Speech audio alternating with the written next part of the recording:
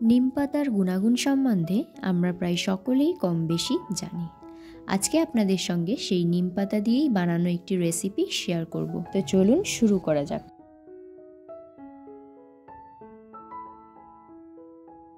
রেসিপিটি বানানোর জন্য এখানে প্রথমেই আমি 6-7টা শিম নিয়ে নিয়েছি এবং শিমগুলোকে আমি যেইভাবে কিউব আকারে কেটে নিয়েছি আপনারা ঠিক সেইভাবেই কেটে নেবেন।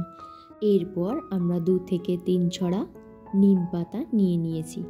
নর্মাল যে নিম পাতা হয় সেগুলোকে 2 থেকে 3 দিন রোদে শুকোতে দিলে ঠিক এই রকমই শুকিয়ে যাবে এবং নিম পাতাগুলোকে হাত দিয়ে ঠিক এইভাবেই গুঁড়ো করে নিতে হবে।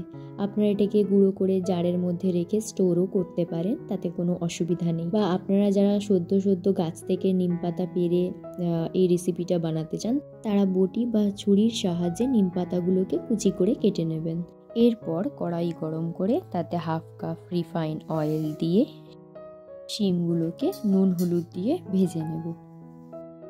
এই রেসিপিটি কিন্তু বহুগুণে সম্পূর্ণ একটি রেসিপি। যাদের ধরুন মুখে রুচি নেই, খিদের অভাব, তাদের ক্ষেত্রে এই রেসিপিটা কিন্তু খুবই উপকার দেয়। আপনাদের সঙ্গে গল্প করতে করতে আমার এখানে শিমগুলো ভাজা হয়ে গেছে। এবার শিমগুলোকে অন্য একটি পাত্রে তুলে নেব।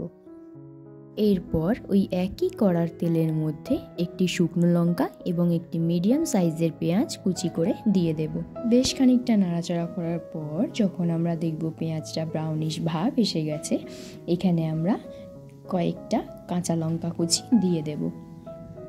এরপর আগে থেকেই গুঁড়ো করে রাখা নিম পাতা এবং আগে থেকেই ভাজা করে রাখা শিমগুলো দিয়ে সামান্য নাড়িয়ে চাড়িয়ে নিলেই রেডি হয়ে যাবে আমাদের নিম শিম।